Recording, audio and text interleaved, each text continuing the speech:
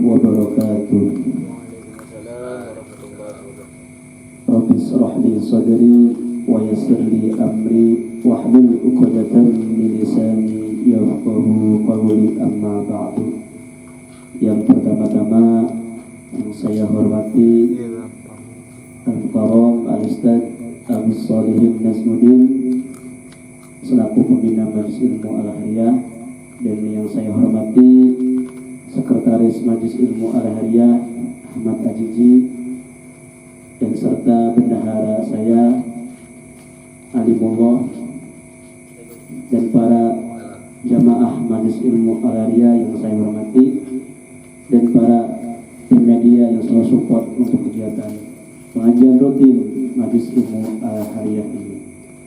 Langsung saja acara pada malam hari ini. Yang pertama pembukaan, yang kedua pemaparan materi, yang ketiga penutup. Langsung saja kita buka dengan lafaz basmalah. Bismillahirrahmanirrahim. Acara yang kedua yaitu pemaparan materi oleh Ustaz Abdus Shalihin Nasmuddin. Waktu dan tempat kami persilakan. Assalamualaikum warahmatullahi wabarakatuh. Waalaikumsalam. Bismillah, walhamdulillah, wassalatu wassalamu ala rasulillah Sayyidina wa habibina wa syafi'ina wa qurrati ayunina Muhammadin abdillah wa ala alihi wa sahbihi wa man tabi'a sunnatahu wa qadadahu bihudah. Asyhadu an la ilaha illallah wahdahu la syarika lah, wa asyhadu anna Muhammadan abduhu wa rasuluh la nabiyya ba'dah. Qala rabbi ishrah li sadri wa yassir li amri wahlul 'uqdatam min lisani yafqahu qawli. Rabbi zidni ilma warzuqni fahma. Allahumma salli wa sallim wa barik ala sayyidina Muhammad Sallallahu alaihi al-fatih lima ughliqa wal khatim lima sabaqa nasirul haqi bil haqq wal hadi ila siratal mustaqim wa ala alihi wa sahbihi aqdari wa miqdaril azim. Allahumma ya maqalidul umuri kulliha biyadih wa ilayhi yarjil amru kulli ya fattah ya alim ifta alaina fathan ghariba ya fattah ya alim ya fattah ya alim. Biasa sebelum kita mulai kita tawassul baca kalimah-kalimah Allah, baca Fatihah. Mari kita hadiahkan kepada para orang tua kita, kakek kita, guru-guru kita, para ulama, wabil khusus pendiri Masjid, pendiri Al-Khairiyah, Brigjen Haji Samsudin Haji Alwian, yang Masya Allah sampai sekarang masih terasa manfaatnya kepada kita semua perjuangan beliau. Dan semoga barokahnya kita tawassul beliau-beliau yang sudah berada dalam barzah ditempatkan atau diberikan kenikmatan oleh Allah Subhanahu wa Ta'ala, dan mudah-mudahan berkah Fatihah kita semua dipermudah segala urusan kita semua oleh Allah Subhanahu wa Ta'ala. Amin. Ala hadirin yang salih al-Fatihah. A'udzu billahi minasyaitonir rajim. Bismillahirrahmanirrahim. Alhamdulillahirabbil alamin arrahmanir rahim maliki yaumiddin. Iyyaka na'budu wa iyyaka nasta'in ihdinas siratal mustaqim siratal ladzina an'amta 'alaihim ghairil maghdubi 'alaihim waladdallin. Amin. Ila qadrin Nabi Muhammad Rasulullah sallallahu alaihi wasallam wa ala alihi wa sahbihi wa dzurriyyatihi wa liman yarahu subhanahu wa jami'an min anbiya wal mursalin wal awliya wa salihin wa sahabati wa tabi'in wa ulama al-amilin wal musannif al-muhdisin wa jami'il mujahidin fi sabilillahi rabbil alamin wa ila arwah jamil malaikatil mukarrabin wa hadratul sayyidil muhajirin wa hadratul Ustadullah Adam al-Faqih Muqaddam Muhammad al-Balawi Usulih Ma'ufur wa Dawli Rugalim wa Nujam Syahadati Alam وأوصل إلى حضرة سلطان الأولياء شمس الكيلان وسيده وسيد قاسم الدين الوادي وإمة الفطر لهم عد الله علينا من بركاته وأسرار وأنوار والدين الدنيا والآخرة وأوصل إلى حضرة جامع الجرام وأوصل حضرة روحي أولياء سيد الرجاء وأوصل حضرة روحي سلطان شرف هداية وغجر بنزلنا وأوصل حضرة سلطان وجه محمد شأنا وإبادة وأوصلهم وأكبرهم ودولهم كلمة حضرة جامع رحمة صاحب الولاية وأوصل حضرة روحي Syekh Muhammad Syahrul Fatih wa murabiruhina kehidin terus kau jauh wa barakatun wa zikrullah jannah jumatan jamil kuburna muslimin wal muslimat wal mu'minin wal mu'minat di masyarakat wa maghrib ya bi bariya wa bariya ya bin ya ila simali wa sunwatul tabaina wa madina jadina jadatina wa amin wa amadina wa alina khalina wa jahadrat wa jahadrat ya abina ya وأوصل حضرة أرواح وأوصل حضرة أرواح من حضر المسجد ونوصل إلى حضرة روح مؤسس الهريان بهدي berikan biaya sahabat ya وأوصلهم وأكبر وجاوي كل من حضرة أرواح وأوصل حضرة روح semua sanad kita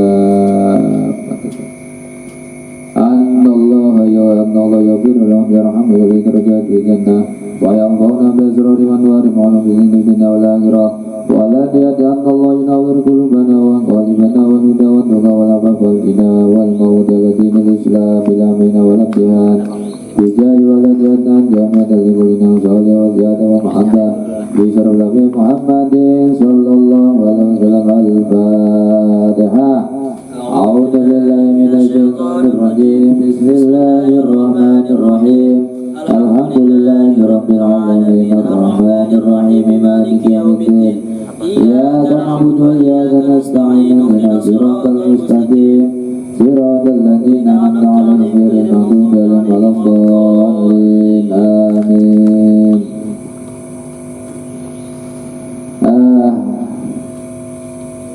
para hadirin jamaah Majelis Ilmu Al-Khairiyah ingkang kula hormati, wabil khusus pada ketua Majelis Ilmu kita Kang Wildan ingkang masyaallah semangat terus, energik, boten luyuh.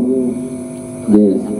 Mudah-mudahan beliau diberikan kesehatan selalu oleh Allah Subhanahu wa taala, dan juga kepada sekretaris kita, bendahara kita ya, Kang Haji, Kang Ali Mulot, dan seluruh jajaran kepengurusan Majelis Al-Khairiyah.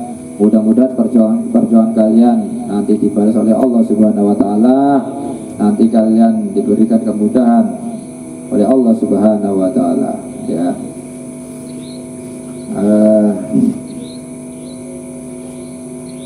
Alhamdulillah, pada kesempatan yang mulia ini Allah masih memberikan banyak nikmat kepada kita semua, terutama nikmat sehat walafiat dan nikmat iman wal Islam ya.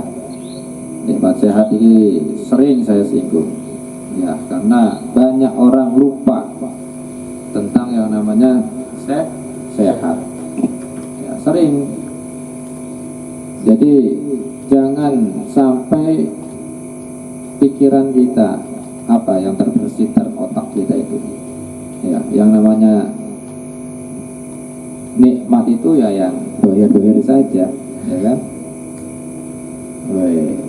Gue mobil motor PCX gua agak nikmat kan, nikmat gua motor ya, nikmat kok dibawa mana gue motor Beat ya, nikmat pemaning gaul kendaraan sing masya Allah ya, itu nikmat, itu sing dohir.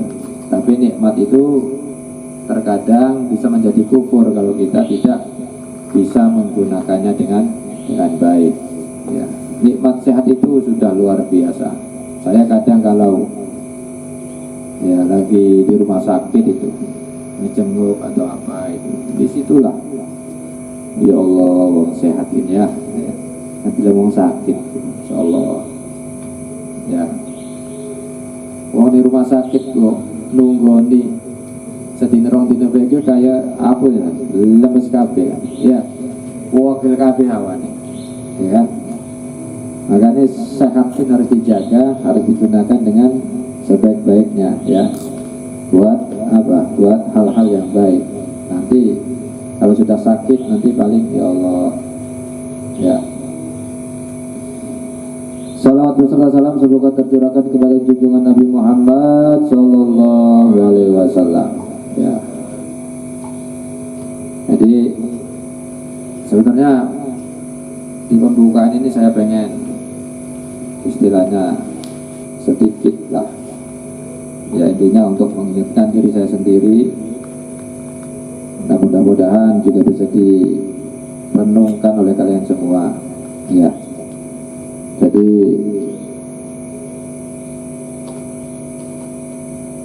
intinya dalam hidup ya, sedikit saja ini, dalam hidup kita ini memang benar-benar harus bisa berkontribusi ya, baik dalam agama atau dalam bangsa atau sesama manusia ya. Sudah jelas kan di hadisnya khairun nas anfa'uhum, sebaik-baiknya orang itu orang yang bermanfaat bagi orang lain. Bahkan puncaknya beribadah itu sosial ya, sosial kita kepada orang lain. Los teman kalian bundes sujud mengatakan Quran saya kayak kalau kalian sosialnya sama orang tidak baik, ngomong seenaki ya, tingkah lakunya seenaki, untuk adab nol nanti ya. Akhlak itu nomor siji, adab dijunjung ya. Makanya wong nom-nom iki ya, sok teman kalian istilahnya apa, winter atau rajin giat, tapi tetap harus ada akhlak di situ ya. Akhlak. Jadi kalau mau dibahas panjang lebar, tapi saya pengen memperbanyak fikihnya ini, soalnya penting ya, penting dalam untuk kegiatan, untuk ibadah kita sehari-hari soalnya sudah. Tapi saya yakin sama kalian semua ya, kalian sudah berjuang di sini. Jangan melihat istilahnya jamaahnya ya, atau jangan melihat omongan orang yang bisa membuat kalian lemes. Gak usah. Yang penting kita niatnya apa? Niatnya kita meramaikan majlis, syiar majlis ini sudah Masya Allah luar biasa ya, luar biasa. Dalam sebuah lembaga ada pengajian, pengajiannya kitab gundul, kitab kuning ya, itu Masya Allah luar biasa itu ya. Makanya mudah-mudahan ini tetap bertahan ya, istiqomah terus dalam rangka menjaga keilmuan juga ya. Soalnya ilmu itu harus dipelajari.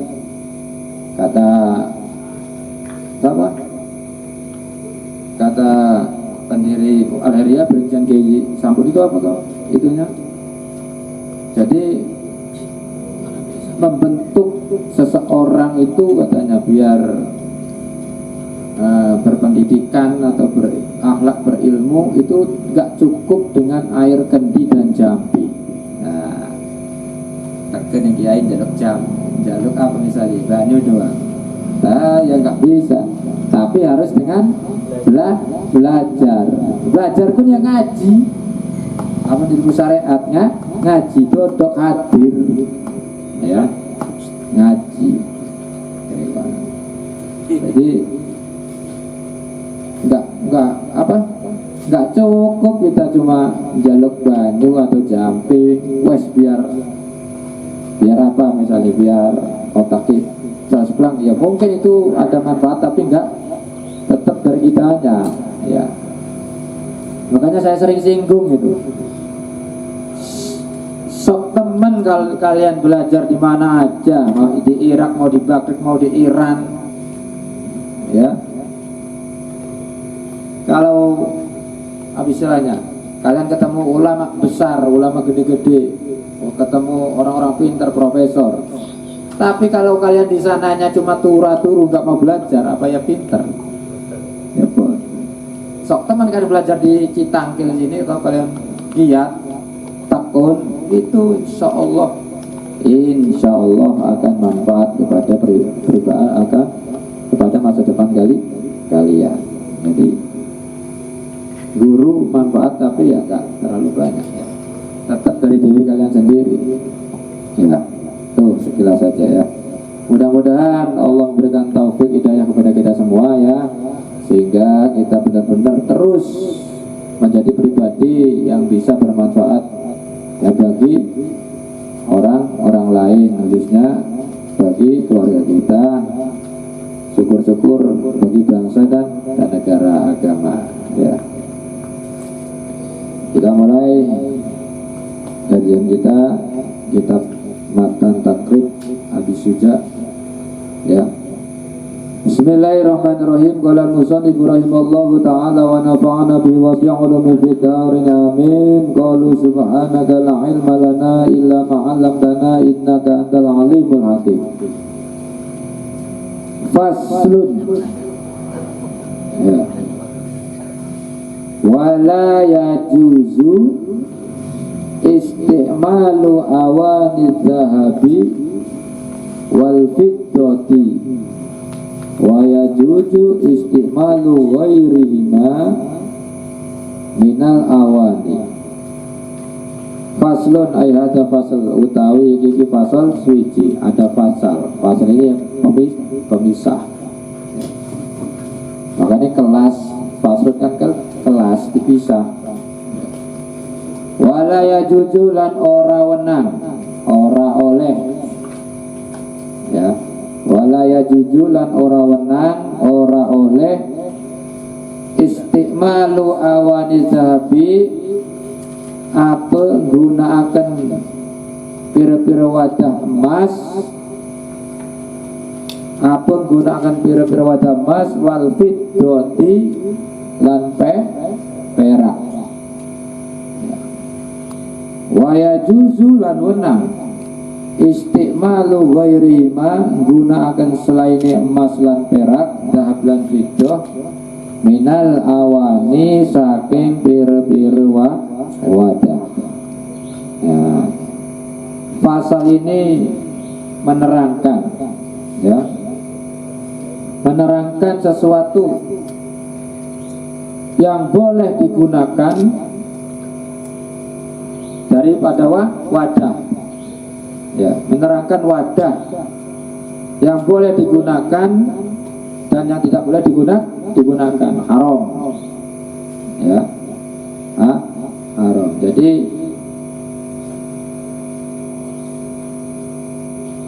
Islam itu tidak menganjurkan, tidak apa istilahnya, sangat melarang berlebih-lebihan ya. Kenapa di sini wala yajuzu istimalu awani dhahabi, tidak boleh menggunakan wadah daripada emas dan perak ya, walaupun punya, misalnya walaupun punya ya.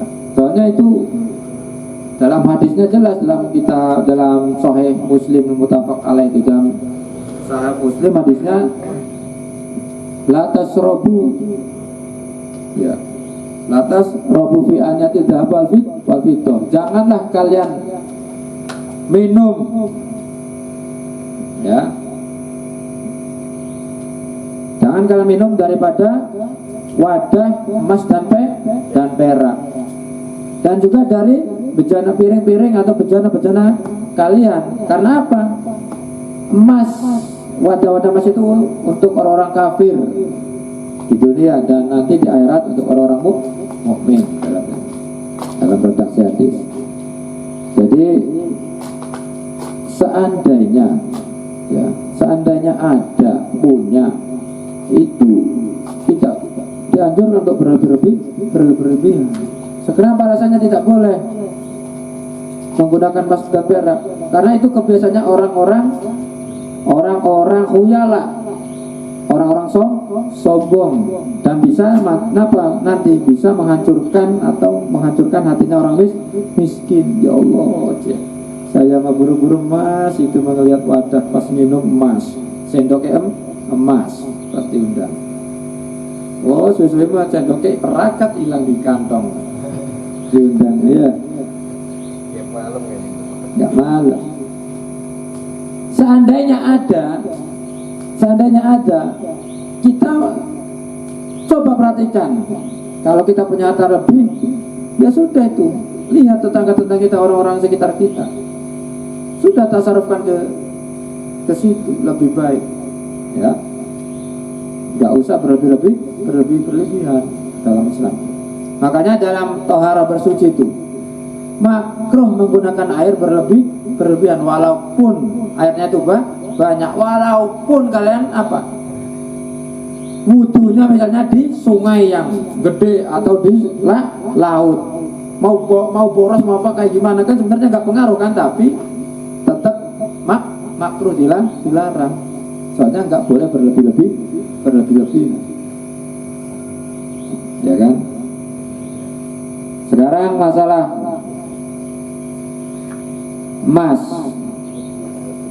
emas dan perak. Ya, emas dan perak ini dilarang digunakan oleh manusia, baik laki-laki atau perempuan. Wadah, ya semua emas, perak, wadah-wadah itu, ya. Mau gelas, mau bejana, mau sendok, pokoknya bentuknya wadah. Hanya dalam kitab Sebel Zubatnya apa enggak Kang Wildan? Zubat. Biasanya yang mondok itu Zubat tuh rata-rata dia hafal. Dalam kitab Zubatnya itu yubahu minha tahirun min khosabi, ya, au ghairihi lafidatin au dahabi. Yubahu diwenangkan, dibolehkan minha dari wadah, ya, atau hirun yang suci, min khosabi daripada kayu-kayu misalnya, au ghairi atau selain kayu. La fidatin tidak dibolehkan, fidatin dari perak, au dahabi atau emas.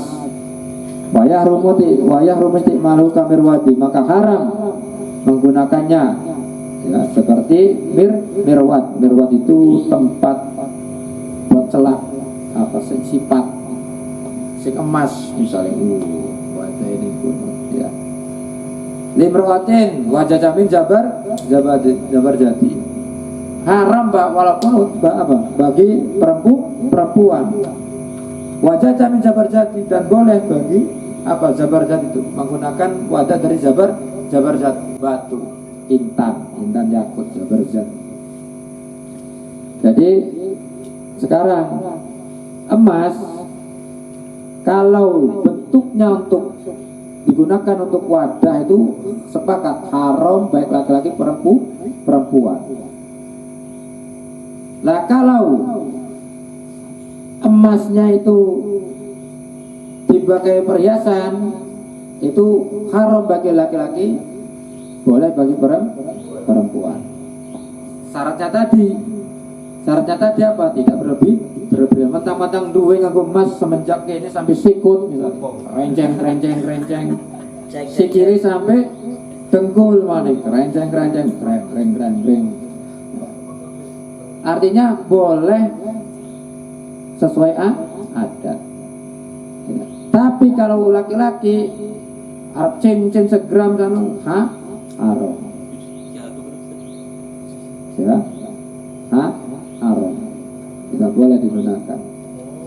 Ya. Kalau untuk berhias, tapi kalau untuk wadah itu semua laki-laki perempuan tidak boleh. Ya, jadi kalau misalnya Kang Wildan nyuguhaken iki emas wadah iki, panganannya kayak emas pisan kuning gitu. Kelamaan kita ngambil panganan sing wadah haram. Terus ndak jarang pripen. Soalnya apa eman ke kerupuke rotine kin ora haram asline halal sing haram iku wadah lah carane pripen. Ada cerita Sayyidina Hasan Basri karo salah satu ulama kalau nggak salah Fardak atau siapa namanya. Sayyidina Hasan Basri ini kan sudah terkenal ulama yang alim fikih. Ya, alim fikih, ahli tasawuf juga. Satu ketika ada seorang yang kaya raya. Kaya raya. Ini siapa misalnya suwu gitu gede. Nah, misalnya pokoknya suki lah. Jadi orang kaya raya ini menjamu, ngundang semua orang, istilahnya orang-orang penting lah, dan orang-orang yang dianggap mempunyai pengaruh, undang semua Celegon, Banten misalnya. Kenapa ngundang? Syukuran atas pencapaiannya dia. Ya, syukuran. Dan daripada tamu tersebut ada Syekh Hasan Basri sama Syekh Fardak tersebut. Pas disuguhkan makanannya ternyata wadahnya dari emas, kurmane misalnya, roti ini, ya. Kurmane apa sih wadah saking emas. Lah si temennya ini, Syekh Fardak atau siapa itu, temennya ini karena dia ahli tasawuf langsung pergi nggak mau makan, soalnya haram. Lah Sayyidina Hasan Basri mah pinter. Loh, eman iki kurmane bagus. Kurmane enggak haram ini. Yang haram cuma wadahnya. Akhirnya dia inisiatif. Soalnya sunnah memakan jamuan daripada orang yang mudangi sunnah. Kalau nggak soalnya membuat idol surur bikin senang. Eman ini rotinya, terus kasihan nanti yang undang. Akhirnya untuk menghilangkan kemungkaran tersebut, kan mungkar termasuk menggunakan wadah emas umum, mungkar. Akhirnya Sayyidina Hasan Basri ngambil roti taruh di meja, kurmanya diambil ditaruh di roti. Akhirnya makannya dari roti. Nah, ngambilnya kan di situ, enggak dari wadah. Ya. Jadi roti ini bukan di wadah emas, beda lagi yang biasa di itu. Jadi kurmanya diambil ditaruh di roti, makan dari roti. Jadi dikosongkan dulu ini wadah emasnya ini, kurmanya dipindah ke roti. Nah, iya. Nah itu harus pinter jeli. Makanya ulama itu pinter, ya. Ulama itu ya jangan saklek ya. Kalau bisa itu ngadepin istilahnya pertanyaan atau ini, mudah-mudahan istilahnya jangan saklek. Kayak cerita gini kan, masalah kurban itu yang sering itu kan dalam kitab apa itu ada lagi. Terus ada cerita dari beberapa kiai itu. Katanya ada satu keluarga pengen kurban sapi. Nah, kurban sapi kan berapa buat orang berapa kurban sapi? 7. Tapi dia ngotot, enggak boleh. Pokoknya saya kurban sapi itu pengennya buat orang 8. Akhirnya tanya ke satu ulama, Kiai, saya pengen kurban sapi, tapi pengennya orang 8. Enggak boleh kata Kiai ini, kata Kiai Nur Alim misalnya. Enggak boleh, harus orang 7 aja, Kang Alim, kata Kiai Alim. Enggak bisa, harus orang 7. Nah, akhirnya datang ke Kiai Wildan, karena Kiai Wildan cerdas misalnya ya. Kiai Wildan, saya pengen kurban. Kata Kiai sana katanya enggak boleh, harus orang 7, tapi saya pengennya orang 8. Boleh apa enggak? Boleh, kata Kang Wildan. Boleh. Cuma ya, sapi kan tinggi katanya. Biar enak butuh pancatan. Apa pancatannya ya? Tambah 1 kambing kan gitu.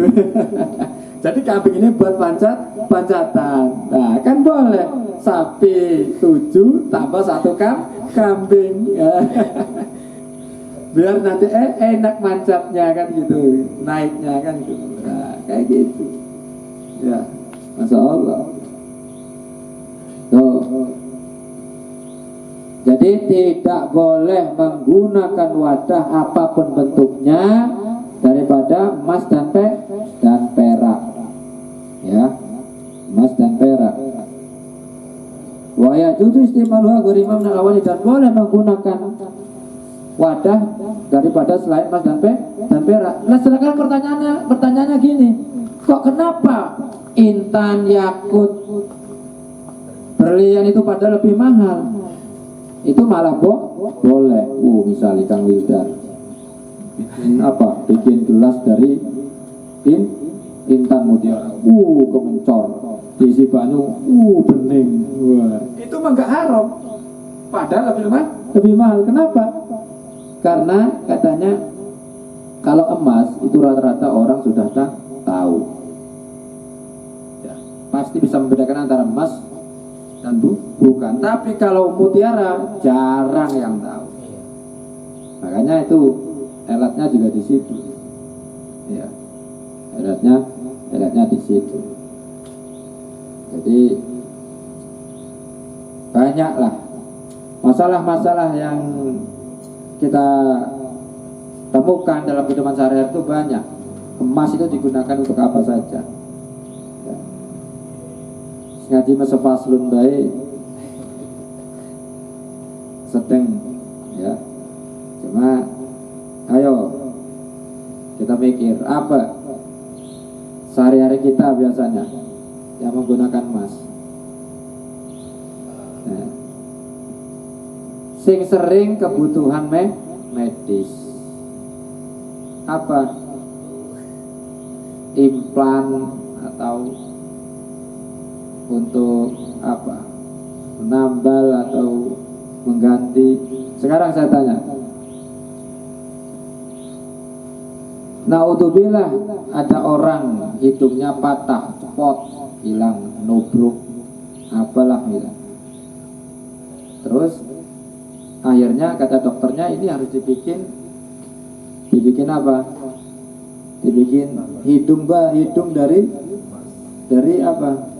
Ya dari sesuatu. Sekarang pertanyaannya, boleh nggak membuat hidung palsu dari emas? Kan menggunakan. Hah? Boleh kalau buat boleh. Intinya karena darurat. Kenapa harus emas? Kalau besi gampang ngarat. Terus apa? Bahaya bakal gatel makoror itu jadi bener ya. Kenapa harus logam mulia? Karena logam mulia itu nggak ngarat. Gigi emas, bekas main bola tiba nyatruk, hilang untuk luru. Wah, kata dokter ini harus diganti untuk tambah ya. Boleh bisa. Untuk emas boleh, boleh kalau darurat. Kata dokternya emas. Tapi kalau cuma untuk hiasan, lah kita mau tidak gagal lah untuknya tak ambil ganti emas kabel. Padahal nggak darurat. Indah gagal, kayak film ting kemelit kan ini.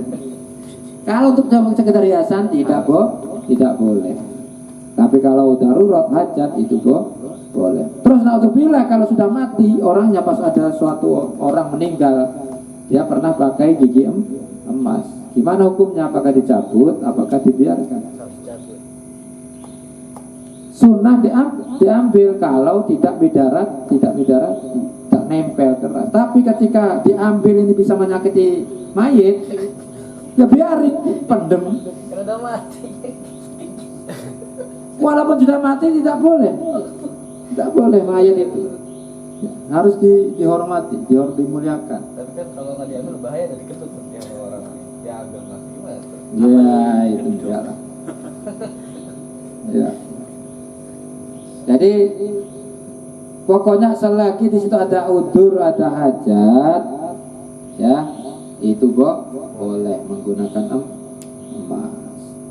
Terus kalau nyepuh emas, misalnya ada ini disemprot, dilapisi nyepuh, dilapisi. Kalau ngelapisi emas gimana? Ya sama. Kalau lapisan tersebut ketika dibakar ada koder emasnya yang meleleh itu banyak, tidak boleh. Misalnya sudah pengen peci kita tak lebur sepuh karo emas kita kuning selesai, atau gelas atau apa, ya sama. Tapi kalau hajat cuma sedikit boleh. Tapi kalau untuk ini nggak boleh. Ya. Sebenarnya masalah banyak. Masalah dalam kehidupan sehari yang kita temukan penggunaan emas ini banyak. Intinya ya itu. Ya. Ada yang tanyakan masalah emas. Mas perak. Ya. Hilangnya Ustaz ya. Jadi nggak tahu, mungkin saya salah dengar atau gimana. Cuma tadi saya dengarnya sekilas kalau misalkan laki-laki itu haram pakai emas ya. Nah, terus bagaimana dengan orang yang udah nikah kan gitu ya, harus pakai emas juga. Bukti kalau misalkan orang yang sudah nikah segala macam katanya. Nah, itu kan ada di beberapa daerah yang memang diwajibkan laki-laki itu pakai cincin emas gitu. Mungkin. Ya jangan dipakai di kantong bayi. Pas waktu di kantong tandanya saya sudah menikah gitu. Kalau dipakai perhiasan ya itu nggak boleh kalau emas. Kan bisa disiasati kayak gitu. Kalau usah dipakai di kantong-kantong bayi. Pokoknya kalau emas nggak boleh laki-laki. Nggak boleh kayak gitu. Tapi kalau misalkan selain emas kayak perak itu boleh. Ya ini emas perak ini. Ini aja tahu dia kasih warna kuning udah menyala. Dulu kalau ada hajat boleh perak itu zaman perang. Jadi di pedangnya dibikin apa dari perak, semuanya biar mengkilat.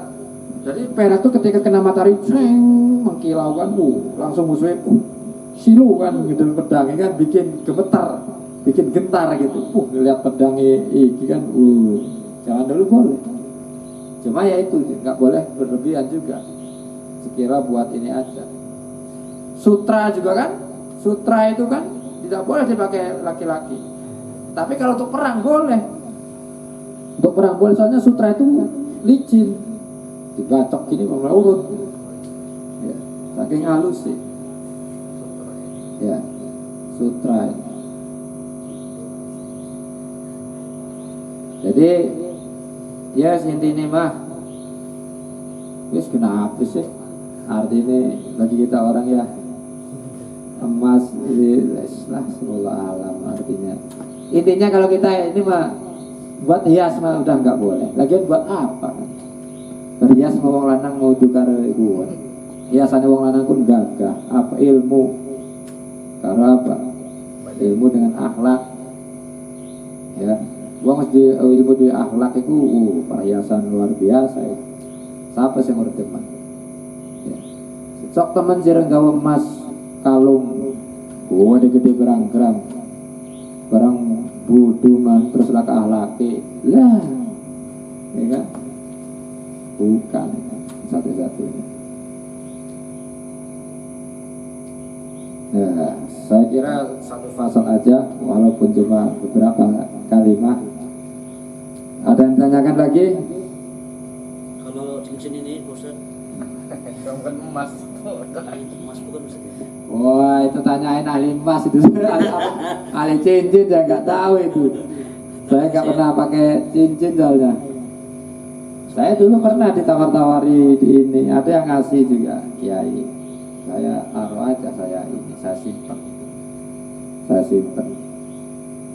Tapi sebenarnya kalau sering pakai emang mungkin terbiasa. Saya nggak terbiasa, belum terbiasa pakai cincin. Terus kayak apa? Sunnah padahal sunnah. Sunnah pakai akik cincin sunnah ya. Saya mau membahas masalah emas dalam kehidupan sehari-hari karena waktunya terbatas ya, yang inti-intinya saja. Pokoknya kalau kita ada hajat itu boleh menggunakan emas, misalnya untuk nyambung apa biasanya pen atau apa ya, hidung ini banyak lah, banyak. Intinya hajat, kalau ada hajat. Nah kalau nggak ada yang bertanya, kita sudahi saja ya.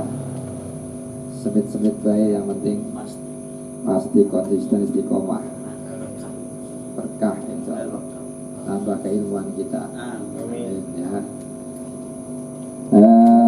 Alhamdulillah. Faslun walayat wasiwaku wallahualam bissawab. Satu fasal insya Allah bermanfaat. Mudah-mudahan kajian kita diterima oleh Allah Subhanahu wa taala sehingga menambah khazanah keilmuan bagi kita, dan mudah-mudahan majelis ilmu ini tetap konsisten istiqomah ya, manfaat bagi jamaah khairiyah khususnya, mudah-mudahan juga bisa mengangkat ke depannya terus bagi orang-orang yang hadir di majelis ini ya. Dan dari saya kalau ada kata-kata yang kurang dimengerti atau kurang dipaham, saya minta maaf ya. Saya akhiri, assalamualaikum warahmatullahi wabarakatuh.